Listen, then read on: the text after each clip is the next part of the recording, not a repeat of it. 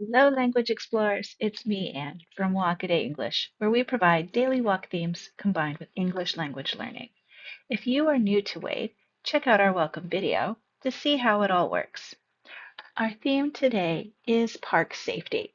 So as you're walking through a park, take a look at safety features that are all around you. It could be signs protecting you or protecting wildlife. It could be objects that are protecting you or protecting nature and the wildlife around you. So before we take a look at my journal for today, I want to take a look at some park safety vocabulary that I found while I was on my walk. So the first word or expression I want to talk about today is to give right of way. So this means that when you see somebody coming towards you, you are going to let them pass. You will stop and let them pass. Pedestrians. Pedestrians is a formal word for saying people who are walking.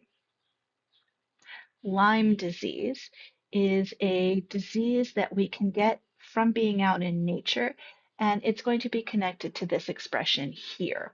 So it is spread through a tick bite. A tick is a small insect, and when we have this park safety announcement in the parks, usually there'll be a picture, so you'll see what a tick looks like. But when they bite, they like to suck our blood a little bit like a vampire. But some of these ticks carry the Lyme disease, and Lyme disease is connected with disrupting our autoimmune system. Sorry, our immune system. My apologies. To avoid high grass and brush. So when we avoid something, we are not going to go in it. We're going to stay away from it. So high grass is very tall grass. Brush are kind of bushy plants that we might see in a natural setting. To apply insect repellent with DEET. DEET is a chemical that keeps ticks and mosquitoes away from us. They do not like the smell. Insect repellent is a spray or a lotion that we can put on our bodies that will put out a smell that will make bugs or insects stay away from us. So before we go out to a park that has a lot of nature space, a forest, for example, we are going to apply insect repellent with DEET. To wear light colored pants. So this is going to be important because then we can see nature things that have stuck to our pants. So light colored would be white or gray or light tan color. Also to wear long sleeve shirts. So not a short sleeve shirt, but a long sleeve shirt. This is going to go from your shoulder down to your wrist. A life preserver or a flotation device. So a life preserver is something that is going to float. Often it's a circle, it looks like a donut, but it could be different shapes depending on where you are. But it will help somebody to float if they fall in water. And the final vocabulary word I wanted to introduce today is a rescue pole. So a rescue pole is a very, very long stick.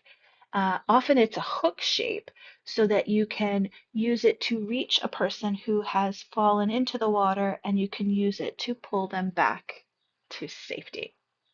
Now let's take a look at today's language target. We're going to be looking at must and have to. And we use these to talk about things that are necessary to do. So we really don't have a choice, we really have to do them. So to use them, we can use have to and must to talk about the future. So I have to shower after my walk tomorrow, or I must shower after my walk tomorrow. It's going to be followed by our base or simple verb. We can also use have to and must to talk about right now. So I have to give right of way to pedestrians, or I must give right of way to pedestrians. Now, my third example is talking about the past. And in this case, I can only use have to in the past. I cannot use must. So I had to remove invasive plants yesterday. Have to is quite flexible in any of those different time periods. Just remember that must can only be used for the present tense or for future.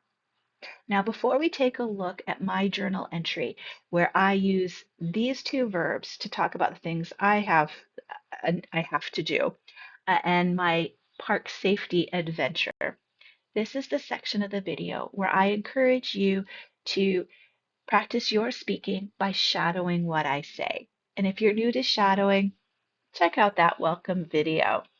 Let's take a look at my journal. I took a walk in a park with a creek that ran through it. As I was walking, I thought about safety features. I saw some that were to protect humans and some that were to protect nature. The sides of the creek were protected from erosion by large boulders. The city feels they have to do this to control the water. Newly planted trees had their trunks wrapped and their space fenced off. Again, the city feels they must do this to protect the trees from being eaten by deer or peed on by the neighborhood dogs.